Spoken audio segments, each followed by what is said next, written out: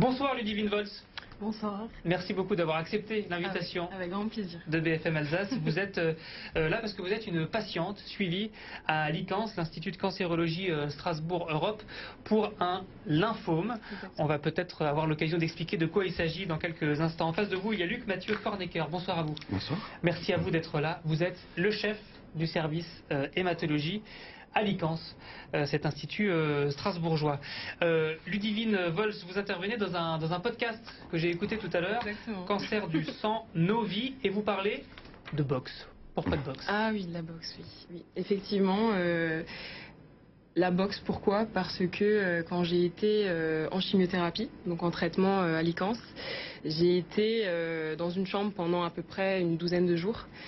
Et en fait, je suis une grande fan de sport. Et du coup, on m'a proposé gentiment de faire un cours de boxe dans ma chambre, en visio, avec un prof de boxe. Et alors à la base, déjà, dans ma vie privée, j'en fais.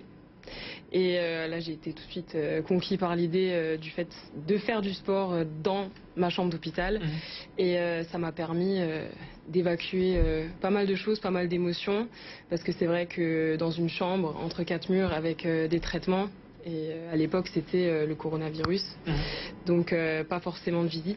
Et c'est vrai que ça m'a fait beaucoup de bien psychologiquement et mentalement, et physiquement, de pouvoir faire ça et de pouvoir me défouler d'une autre manière que, par exemple, d'appeler un proche qui est un peu plus loin.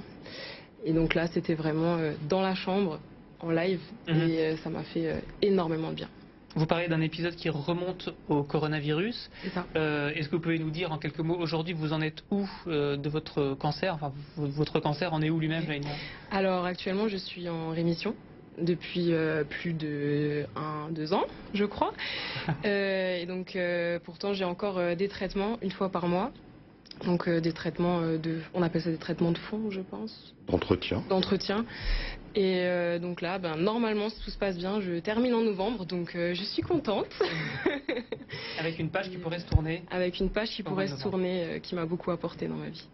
Alors c'est le mois de septembre, donc on appelle Septembre Rouge. C'est la deuxième année qu'il y a cette initiative. On a finalement le Octobre Rose aussi pour les cancers du sein.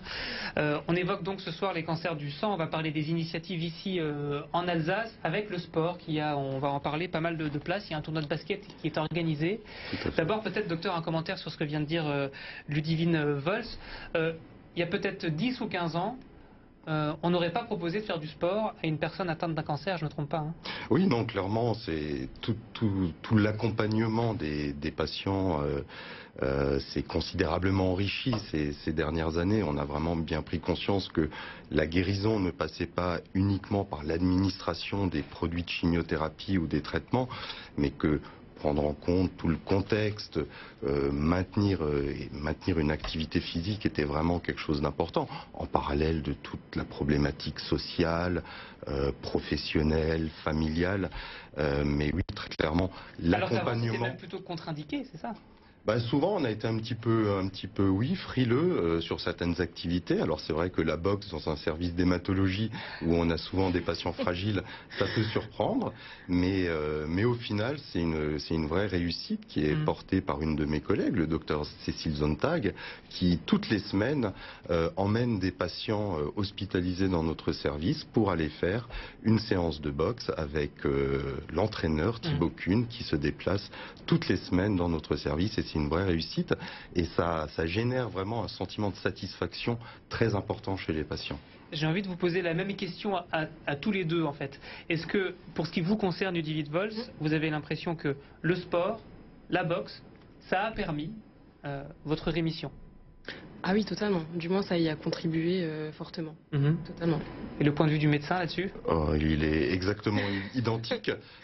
Maintenir une activité physique, c'est clairement quelque chose d'important. Alors, on a la boxe, mais dans l'Institut de cancérologie, il y a également toute une structure d'activité physique adaptée qui est destinée justement à sensibiliser les patients, à les réhabiliter finalement à reprendre une activité physique, et c'est un élément central et on essaye vraiment de le promouvoir au maximum. C'est pour ça que dans le cadre de ce Septembre Rouge, il va y avoir le 8 septembre un tournoi Tout à fait. de basket. Exactement, un grand tournoi de basket dimanche au Basket Center. C'est avenue de Colmar à Strasbourg. Tout à fait, pas loin. Pas loin, Et, c'est vrai. avec plus de 8 équipes qui vont s'affronter sur une journée d'un mini tournoi, mais aussi avec des patients qui vont venir jouer et des professionnels de santé. Donc vraiment un tournoi ouvert à tous et avec encore une fois vraiment l'envie de promouvoir l'activité physique et de participer un petit peu à renseigner le grand public sur ces maladies qui souvent sont quand même assez mal connues. Justement, Ludivine Vols, vous auriez envie, vous, pour que ces maladies soient mieux connues du grand public, mettre en avant justement cette dimension sportive, ou alors finalement il y a d'autres points qui vous semblent vraiment très importants? Alors, le sport, dans tous les cas, je pense que c'est important d'avoir une activité physique régulière et quotidienne. Mais l'autre point que j'aimerais mettre en avant, c'est avant tout d'écouter son corps. D'écouter son corps, parce que quand moi, on m'a diagnostiqué mon cancer en 2020, effectivement, je remarquais que mon corps était fatigué, mais ma vie était tellement... voilà, je courais de droite à gauche sans forcément remarquer que j'étais de plus en plus fatiguée. Et donc ça, pour moi, ça a été vraiment un choc mental de devoir me dire que mon corps est tombé malade et que je ne l'ai pas remarqué.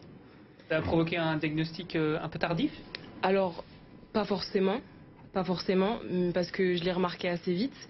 Mais tout de même, je pense que j'ai des amis à moi qui ont eu le même cancer où ça a été diagnostiqué. Ça a pris 8 mois, voire 1 an à être diagnostiqué. Peut-être qu'on peut faire juste une brève note de bas de page, comme on dit, sur, je disais, les cancers du sang. Pourquoi est-ce qu'il faut dire les cancers du sang? Parce que en fait, ça regroupe des dizaines et des dizaines de maladies différentes. Dans leur globalité, ce sont quand même des maladies qui sont pas si rares que ça, puisqu'on estime à peu près, pour donner un ordre de grandeur, qu'il y a 45 000 nouveaux cas par an en France. C'est à peu près 12% de l'ensemble des nouveaux cas de cancer qui sont faits chaque année en France. Donc, dans leur ensemble, c'est pas si rare que ça, mais ça recoupe tout un tas de maladies extrêmement différentes qui peuvent aller de maladies pour lesquelles finalement il n'y a pas besoin de traitement jusqu'à de réelles urgences thérapeutiques qui peuvent en l'espace de quelques jours mettre en jeu le pronostic vital. Donc c'est vraiment un spectre très large de maladies et c'est pour ça qu'on parle des cancers du sang. Septembre rouge avec donc des initiatives. Dimanche, ce tournoi de basket. 2 jours avant, il y aura la journée Eli d'une association de patients. Merci beaucoup à tous les deux d'avoir accepté l'invitation. Et une journée de don du sang le 24 septembre. Journée de don du sang le 24 septembre. Voilà, c'est dit. Merci beaucoup à tous les deux. Bonsoir. Bonsoir.